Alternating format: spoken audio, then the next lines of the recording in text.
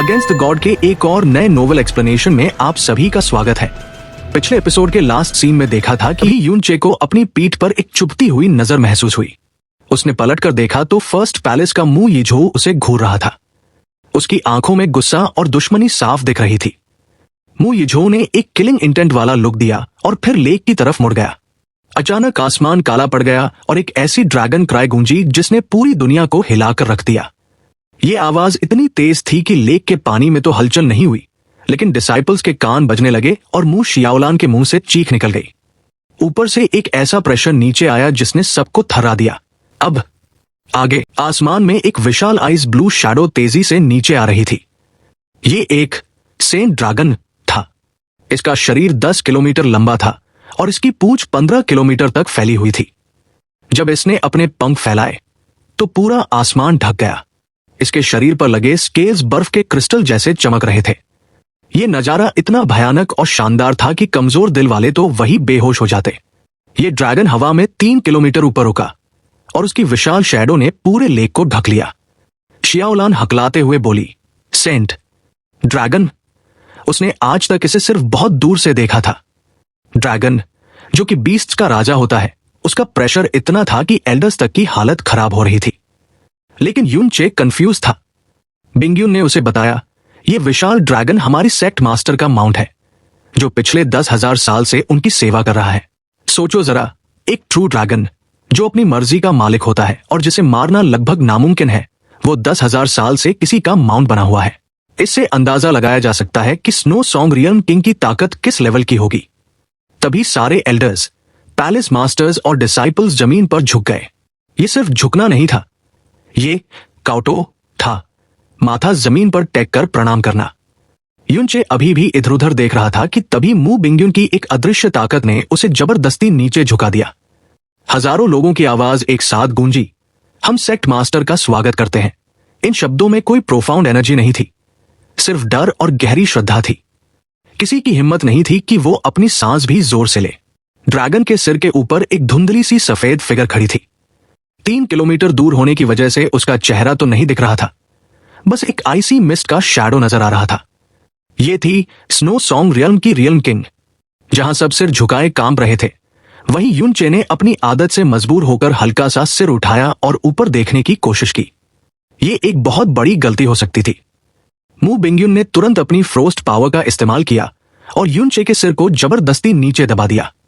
यूनचे को फौरन समझ आ गया कि यहां पंगा लेना बेवकूफी होगी। उसने महसूस किया कि यहां मौजूद एल्डर्स, जो खुद को तोप समझते थे, इस वक्त रियल्म किंग के सामने भीगी बिल्ली बने हुए थे। दिक्कत यह थी कि इस जनरेशन की रियल्म किंग इतिहास की सबसे ताकतवर लीडर थी। वो डिवाइन मास्टर रियल्म में थी और उन्होंने 4 बार ट्रिब्यूलेशन लाइटनिंग का सामना किया था।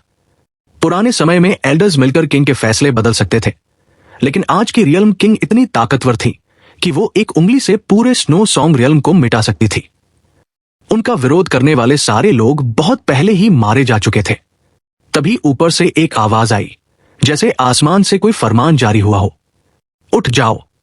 ये आवाज मू बिंगयुन जैसी ही कुछ कुछ सिमिलर थी, लेकिन सुनने वालों की सोल तक हिल गई।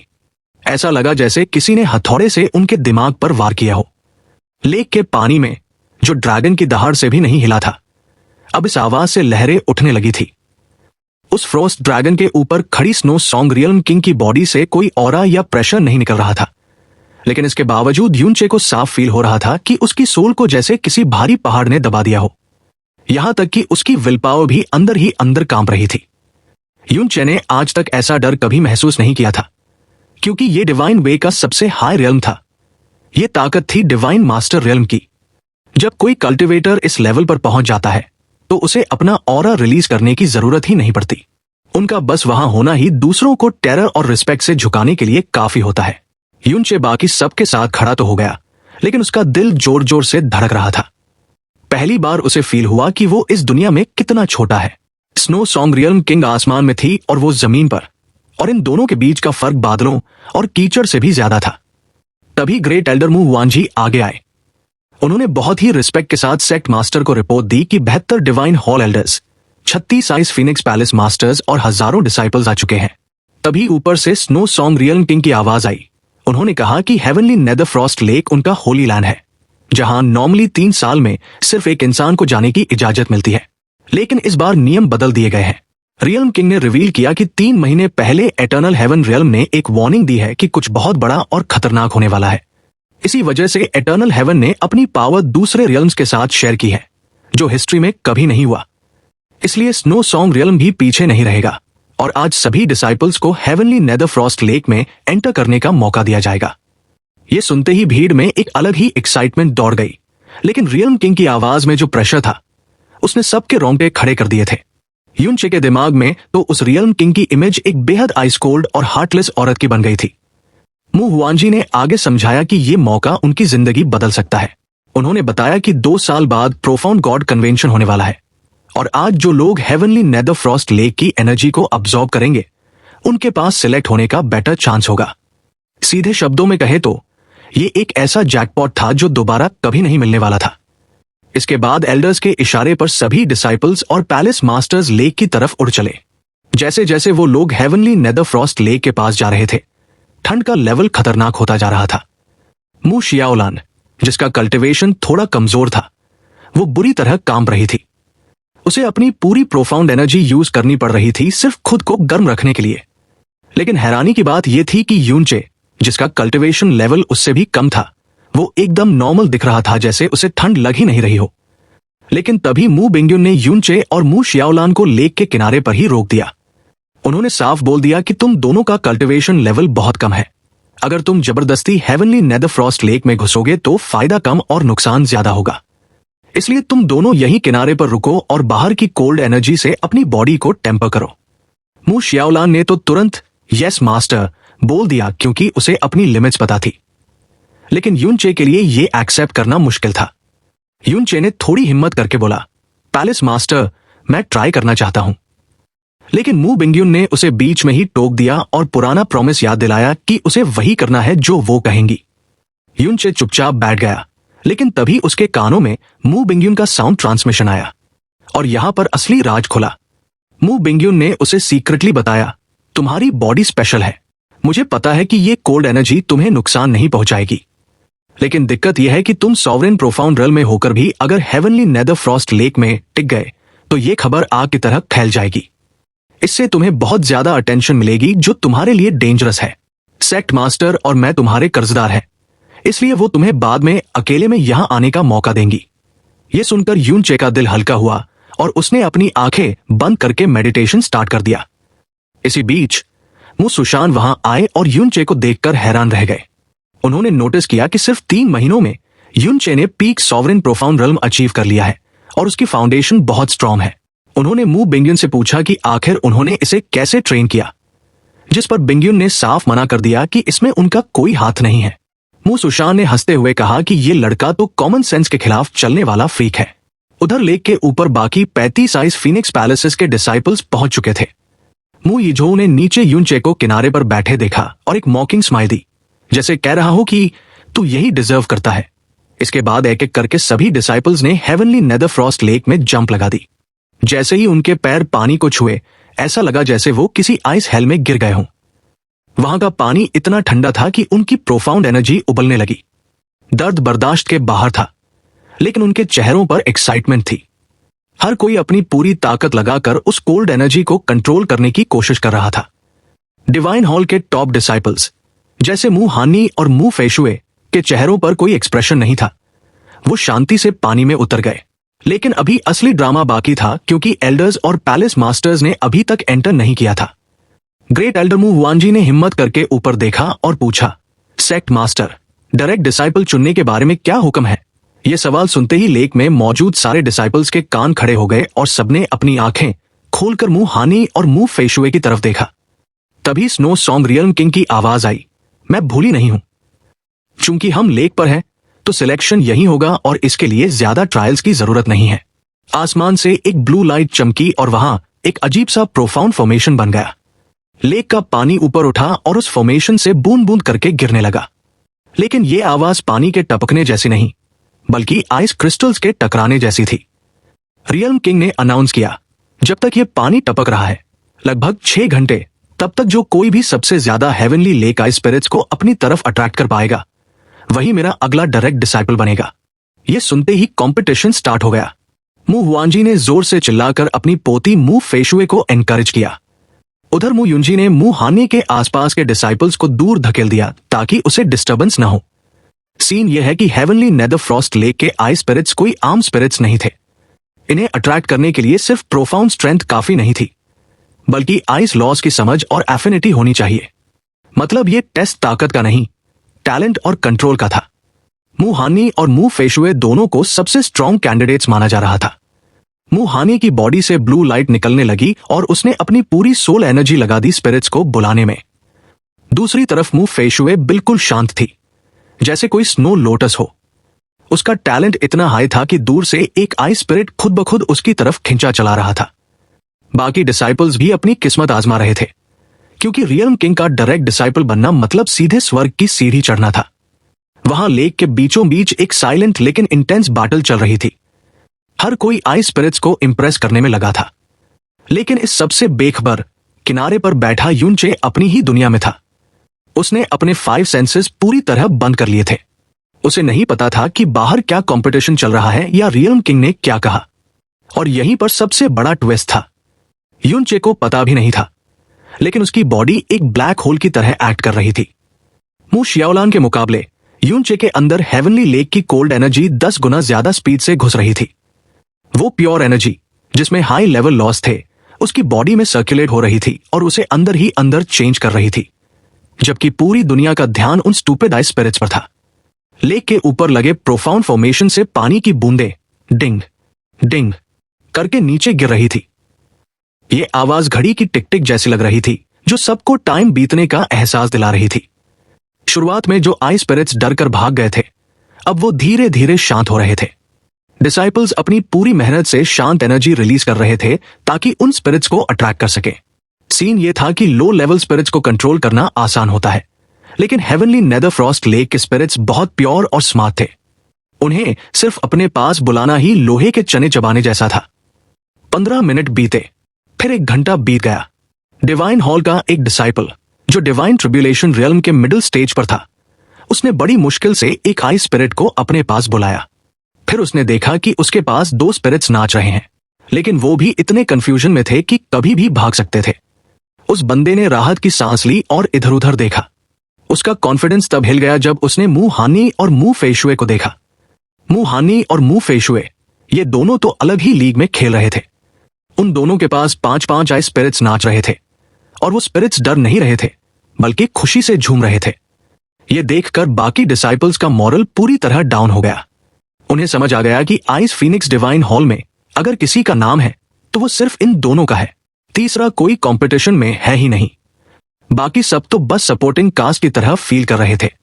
उस डिसाइपल ने मन ही मन हार मान ली, अपने स्पिरिट्स को जाने दिया और वहीं लेक में बैठकर अपनी कल्टिवेशन करने लगा। 1 घंटा होते होते आधे डिसाइपल्स ने गिव अप कर दिया। उन्हें लगा कि फालतू में टाइम वेस्ट करने से अच्छा है कि लेक की एनर्जी अब्सॉर्ब करके अपनी पावर बढ़ा ले। 2 घंटे बीते और 80% भीड़ कंपटीशन से बाहर हो गई। एल्डर्स और पैलेस मास्टर्स भी अपनी जगह बैठकर एनर्जी अब्सॉर्ब कर रहे थे, लेकिन उनकी एक आंख डिसाइपल्स पर थी। खासकर आइस फीनिक्स पैलेस मास्टर्स को टेंशन थी, क्योंकि उनके डिसाइपल्स थोड़े कमजोर थे और ज्यादा देर ठंड बर्दाश्त नहीं कर पा रहे थे। सबकी नजरें सिर्फ मू हानी और मू फेशुए पर टिकी थी। 2 घंटे बाद दोनों के पास 10-10 आइस स्पिरिट्स थे। एकदम बराबरी का मुकाबला। बाकी जो टॉप डिसाइपल्स थे वो 7 स्पिरिट्स पर ही अटक गए थे। हवा में ऊपर मू हुआनजी और मू युनजी भी ये सब देख रहे थे। मू युनजी की हालत खराब थी। वो अपनी मुट्ठियां भींच रही थी और बहुत नर्वस थी, क्योंकि मू हानी उसका फेवरेट डिसाइपल था। दूसरी तरफ मू हुआनजी थोड़े शांत थे। वो मन ही मन सोच रहे थे कि अगर मू हानी और मू फेशुए बराबरी पर रहे तो भी जीत हानी की होगी। वजह, एक तो वो लड़का है जो सेक्ट के फ्यूचर के लिए बेहतर माना जाता है, और दूसरा उसकी रेपुटेशन बहुत स्ट्रांग है।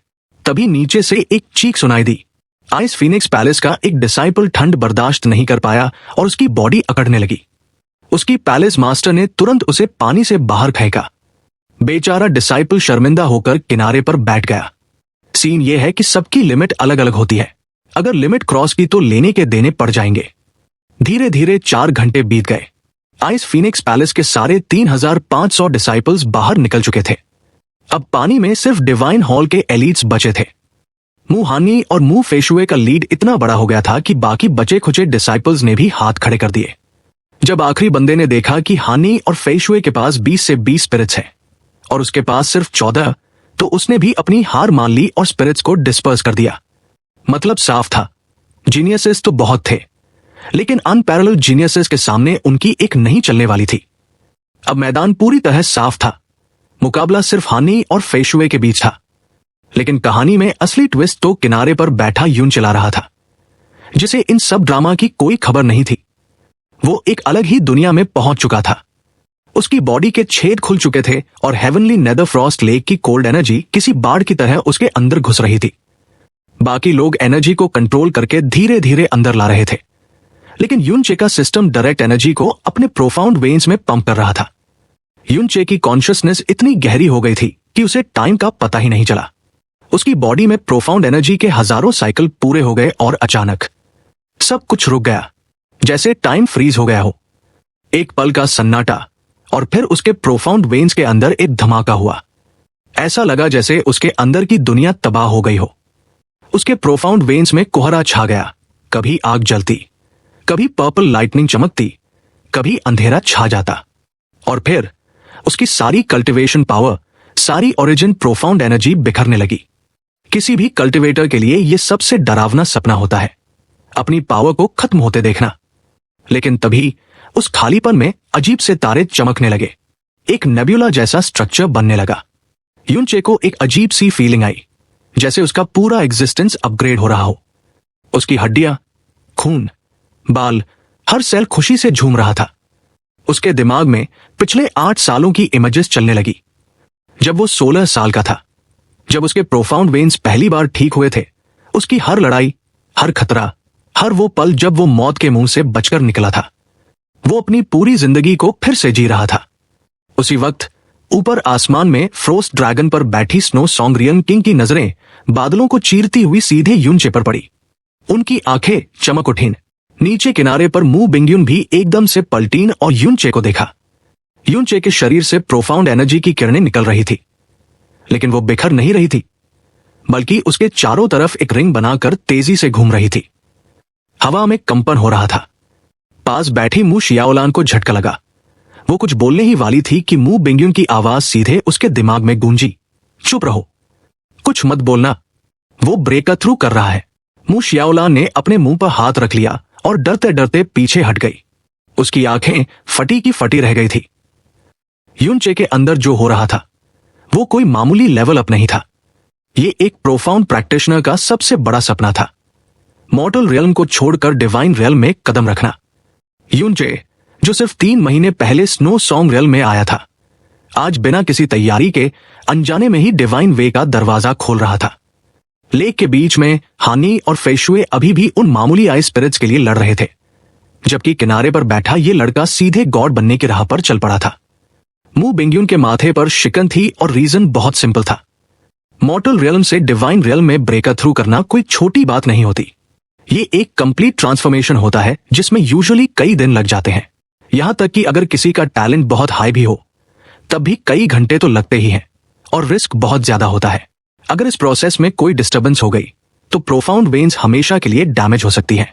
इसी वजह से लोग सेक्लूजन में जाकर ये काम करते हैं, पर यूनचे ने तो ओपन में ही शुरू कर दिया था। सबसे बड़ी दिक्कत यह थी कि ब्रेक थ्रू के टाइम प्रोफाउंड एनर्जी कंट्रोल से बाहर हो जाती है, जिसका मतलब था कि यूनचे उस वक्त हेवनली नेदरफ्रॉस्ट लेक की ठंड को रोक नहीं पाएगा। मू बिंग्युन को लगा कि अभी यूनचे की हालत खराब होने वाली है, इसलिए वो तुरंत एक्शन लेने आगे बढ़ी ताकि अपना कोल्ड एनर्जी बैरियर बनाकर उसे बचा सके। लेकिन उसने अपना हाथ बीच में ही रोक लिया, क्योंकि जो सीन उसने देखा वो नॉर्मल नहीं था। यूनचे के आसपास प्रोफाउंड एनर्जी इतनी तेजी से घूम रही थी जैसे कोई टॉर्नेडो हो। कायदे से यह प्रोसेस स्लो होना चाहिए था, पर यहां तो स्पीड अलग ही लेवल पर थी। सबसे हैरानी की बात यह थी कि बिना किसी प्रोटेक्शन के भी यूनचे के चेहरे पर दर्द का एक निशान तक नहीं था। वो ठंड उसे टच भी नहीं कर पा रही थी। मू बिंग्युन हैरान थी और उसके पीछे खड़ी मू शियाओलान तो डर के मारे सांस भी नहीं ले रही थी। लेकिन बाकी लोगों का रिएक्शन थोड़ा कोल्ड था। एल्डर्स, पैलेस मास्टर्स और बाकी डिसाइपल्स ने शुरू में चौंक कर देखा, पर फिर इग्नोर कर दिया। उनके लिए डिवाइन वे में एंटर करना बच्चों का खेल था, क्योंकि वो लोग इस लेवल से बहुत पहले आगे निकल चुके थे। कुछ लोगों ने तो मन ही मन यूनचे का मजाक भी उड़ाया कि बेचारा अब जाकर डिवाइन वे में आ रहा है। उनका पूरा फोकस दूसरी तरफ चल रही इंटेंस बैटल पर था, जहां रियल्म किंग का डायरेक्ट डिसाइपल सिलेक्ट होने वाला था।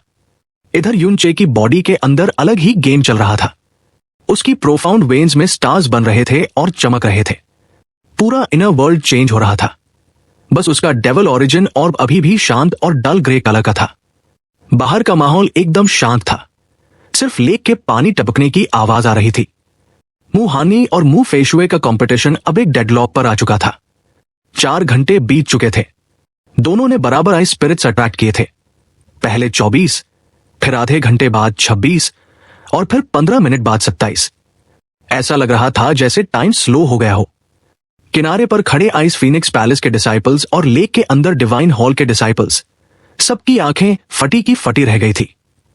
अगर उनके बीच थोड़ा भी गैप होता तो टेंशन कम होती, पर यहां तो दोनों बिल्कुल बराबर चल रहे थे।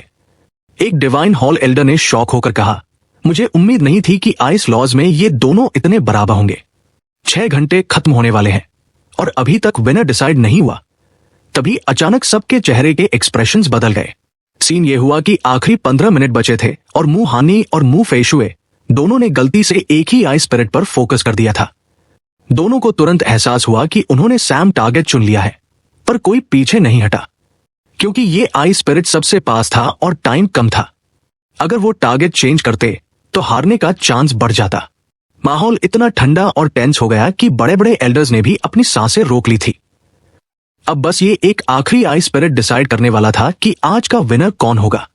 वो आई स्पिरिट बेचारा कंफ्यूज हो गया, कभी लेफ्ट जाता, कभी राइट। फाइनली वो मुंह हानी और मुंह फेशुए के बिल्कुल बीच में आकर रुक गया। वो डिसाइड ही नहीं कर पा रहा था कि किसके पास जाए। तभी फॉर्मेशन के अंदर पानी कम होने की आवाज आई। डिंग डिंग डिंग। काउंटडाउन शुरू हो चुका था। मु युंजी का चेहरा लाल पड़ गया था। वो मन ही मन चिल्ला रही थी, हानी के पास जा। वहीं मुंह वांजी के माथे पर भी पसीना आ गया था। पानी की आखिरी 100 बूंदें बची थी। फिर 90, 80, 70। दोनों कॉम्पिटिटर्स ने अपनी आंखें बंद कर रखी थी और अपनी पूरी लाइफ की समझ और ताकत उस एक आई स्पिरिट को खींचने में लगा दी थी। उन्हें खुद नहीं पता था कि उनका अपोनेंट इतना स्ट्रॉन्ग निकलेगा। 50 ड्रॉप्स, 40 ड्रॉप्स। हर एक बूंद गिरने की आवाज लोगों के दिलों पर हथौड़े की तरह लग रही थी। लेकिन पूरे लेक में एक बंदा था जिसे इस टेंशन से कोई मतलब नहीं था, और वो था यूनचे। 2 घंटे के अंदर यूनचे का ब्रेक थ्रू परफेक्ट तरीके से कंप्लीट हो गया। उसकी बॉडी के अंदर का वर्ल्ड अब एक बाउंडलेस स्टारी स्काई बन चुका था। उसकी प्रोफाउंड एनर्जी अब डिवाइन ओरिजिन रियल्म के लेवल 1 पर आ चुकी थी। दूसरों के लिए यह नॉर्मल स्टेप था, पर यूनचे के लिए यह पावर का एक्सप्लोजन था। उसे फील हो रहा था कि उसकी ताकत डबल नहीं, बल्कि सीधा 10 गुना बढ़ गई है। इविल गॉड की पावर के साथ वो अब खुद अंदाजा नहीं लगा पा रहा था कि वो कितना स्ट्रॉन्ग है। इस नई पावर के नशे में यूनचे का कॉन्फिडेंस और एरोगेंस आसमान छू गया। उसे लगा वो अब कुछ भी कर सकता है। खुशी के मारे वो भूल ही गया कि वो कहां है, और उसने अपने दोनों हाथ फैलाकर एक जोरदार रोर मारी और अपनी नई डिवाइन एनर्जी को रिलीज कर दिया। उसकी नींद अब खुल चुकी थी। तभी काउंटडाउन आखिरी स्टेज पर पहुंचा। 25 ड्रॉप्स, 20 ड्रॉप्स, और इसी वक्त वो आई स्पिरिट जो इतनी देर से रुका हुआ था फाइनली हिलने लगा। वो थोड़ा सा हिला और फिर मुंह हानि की तरफ बढ़ने लगा। सबको दिख गया कि वो हानि को चुन रहा है। 10 ड्रॉप्स बचे थे। मुंह युंजी खुशी से पागल होकर चिल्लाई, हानि जीत गया। हानि के चेहरे पर भी एक स्माइल आ गई थी। उसे अपनी जीत पक्की लग रही थी। लेकिन तभी यूनचे की वो जोरदार आवाज गूंजी और उसकी नई डिवाइन एनर्जी लेक के किनारे से रिलीज हुई। जैसे ही वो आवाज आई, वो आई स्पिरिट जो मुंह हानि की तरफ जा रहा था हवा में जम गया। फिर उसने एक अजीब सी हाई पिच्ड आवाज निकाली और अपनी स्पीड बढ़ा ली। लेकिन ट्विस्ट ये था कि वो हानि के पास नहीं गया। वो सीधा यूटर्न लेकर लेक के किनारे की तरफ भागा, सीधा यूनचे की तरफ। इससे पहले कि कोई कुछ समझ पाता, पूरे हेवनली नेदरफ्रॉस्ट लेक में हलचल मच गई। दूर जो बाकी आई स्पिरिट्स घूम रहे थे, उन्होंने भी एक सुरीली आवाज निकाली और सब के सब उस आखिरी आई स्पिरिट के पीछे भागने लगे। वो ऐसे दिख रहे थे जैसे सफेद शूटिंग स्टार्स हो।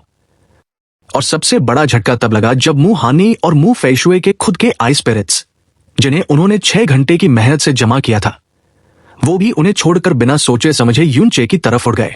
सीन देखने लायक था। सारे के सारे 3000 आइस स्पिरिट्स यूनचे के आसपास नाच रहे थे, चीख रहे थे और एक्साइटमेंट में पागल हो रहे थे। ऐसा लग रहा था जैसे यूनचे के अंदर कोई मैग्नेट लगा हो जो उन्हें खींच रहा था। कुछ ही सेकंड्स में लेक के सारे स्पिरिट्स यूनचे को घेर कर खड़े हो गए। डिंग, आखिरी बूंद गिर गई और टाइम खत्म हुआ। यूनचे ने अपनी आंखें खोली और देखा कि वो हजारों चमकते हुए आइस स्पिरिट से घिरा हुआ है। वो खुद शॉक था और उसके चारों तरफ खड़े लोग, एल्डर्स, डिसाइपल्स, मू हानी, मू फेशुए, सबके चेहरे पर सन्नाटा छा गया था, जैसे किसी ने उन्हें पत्थर का बना दिया हो। अब सबसे बड़ा सवाल यह था कि आखिर यूनचे ने ऐसा किया कैसे। सीन यह है कि प्रिमोर्डियल गॉड रेस में 4 बड़े क्रिएशन गॉड्स थे और उनमें से इविल गॉड की पावर थी एलिमेंट्स पर पूरा कंट्रोल। चाहे वो वर्मिलियन बर्ड हो, फिनिक्स हो या गोल्डन क्रो, ये सब फायर एट्रीब्यूट बीस्ट्स माने जाते हैं। वैसे ही एज़्योर ड्रैगन और आइस फिनिक्स को वाटर एट्रीब्यूट बीस्ट्स माना जाता है। लेकिन सच बात तो यह है कि लॉस के मामले में ये सब इविल गॉड के सामने बच्चे हैं। यूनचे के पास इविल गॉड की पावर थी, इसलिए उसे फायर, वाटर या लाइटनिंग से कोई डर नहीं लगता था। अगर उसे फ्यूचर में वाइंड और अर्थ के सीड्स मिल जाए तो वो उनसे भी इम्यूनिटी पालेगा। यही वजह थी कि यूनचे किसी भी हाई लेवल डिवाइन आर्ट को बहुत जल्दी सीख लेता था, चाहे वो फिनिक्स का हो या गोल्डन क्रो का। इविल गॉड की पावर किसी भी लॉ या रूल से बंधी नहीं थी, वो हेवन डिफाइन थी। लेकिन यहां एक पेंच था। यूनचे का कंट्रोल तो हाई लेवल का था, पर उसकी कल्टिवेशन कम थी। नॉर्मली वो अपनी प्रोफाउंड एनर्जी से इतने सारे आइस स्पिरिट्स को अट्रैक्ट नहीं कर सकता था, लेकिन इत्तेफाक से उसने अभी अभी मॉर्टल वे से डिवाइन वे में कदम रखा था। इस वक्त उसकी बॉडी से जो एनर्जी निकल रही थी वो एकदम प्योर और प्रिमोर्डियल थी। उन भोले भाले आइस स्पिरिट्स को लगा कि ये कोल्ड एनर्जी का सबसे प्योर फॉर्म है, इसलिए वो सब पागलों की तरह उसकी तरफ खींचे चले आए। यूनचे को इन सब बातों की कोई खबर नहीं थी। वो तो बस अपनी नई पावर को चेक करने के लिए एक्साइटेड हो रहा था। लेकिन जब उसने आंखें खोली तो माहौल कुछ अजीब लगा। उसने देखा कि वहां मौजूद हर एक इंसान, एल्डर्स, पैलेस मास्टर्स और डिसाइपल्स, सब उसे ही घूर रहे हैं और वो खुद उन हजारों आइस स्पिरिट्स के बीच में खड़ा था, जो उसके चारों तरफ ऐसे नाच रहे थे जैसे चांद के इर्द गिर्द तारे। वहां का नजारा देखने लायक था। बड़े बड़े एल्डर्स जो हमेशा सीरियस रहते थे, उनके चेहरे ऐसे उतरे हुए थे जैसे दिन दहाड़े भूत देख लिया हो। उनकी समझ में ही नहीं आ रहा था कि एक नया लड़का जिसने अभी अभी डिवाइन वे में एंट्री ली है, वो ऐसा चमत्कार कैसे कर सकता है। मू हानी और मू फेशुए भी लेक से बाहर आ चुके थे और वो भी सन्न होकर बस यूनचे को देख रहे थे।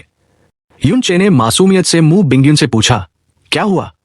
अगर नॉर्मल टाइम होता तो इतने सारे ओल्ड मॉन्स्टर्स को खुद को घूरते देख यूनचे नर्वस हो जाता, पर अभी वो अपने ब्रेकथ्रू की खुशी में हाई था, इसलिए उसे डर नहीं लगा। मू बिंग्यून ने एक गहरी सांस ली और कहा, सेक्ट मास्टर ने 6 घंटे का टाइम दिया था। जो सबसे ज्यादा आइस स्पिरिट्स जमा करेगा वो डायरेक्ट डिसाइपल बनेगा, और तुमने। मू बिंग्यून को यकीन नहीं हो रहा था कि यूनचे ने सिर्फ 2 घंटे में ब्रेकथ्रू कर लिया, वो भी इतने खतरनाक लेक में। तभी मू हुआनजी, जो रिजल्ट अनाउंस करने वाला था, हकलाते हुए बोला, ये क्या है? इस लड़के के साथ आखिर हुआ क्या? किसी के पास कोई जवाब नहीं था। बस 10 सांसों के अंदर सारे आइस स्पिरिट्स उसकी तरफ चले गए थे। ये काम तो सेक्ट मास्टर भी अपनी ताकत से नहीं कर सकती थी।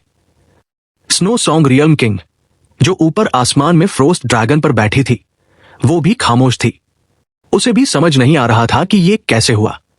इस पूरे ड्रामे में सबसे ज्यादा हालत खराब थी मू युंजी और मू हानी की। मू हानी की जीत पक्की थी, लेकिन इस घटना ने सब गड़बड़ कर दिया। मू युंजी ने खुद को संभाला और माहौल को कंट्रोल करने की कोशिश की। उसने जोर से कहा, ग्रेट एल्डर, रिजल्ट अनाउंस करने का टाइम हो गया है।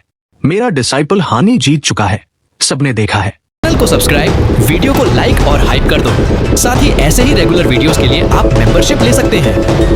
फर्क नहीं पड़ता आप कौन सी मेंबरशिप ले रहे हैं, कम लेवल वाली भी अगर आप मेंबरशिप लेते हैं तो इससे मेरी बहुत हेल्प हो जाएगी। इससे मुझे मोटिवेशन मिलेगा। साथ ही फ्यूचर में ऐसे ही और कमाल के वीडियोस आते रहेंगे। हमें सपोर्ट करने के लिए आप सभी को दिल से शुक्रिया।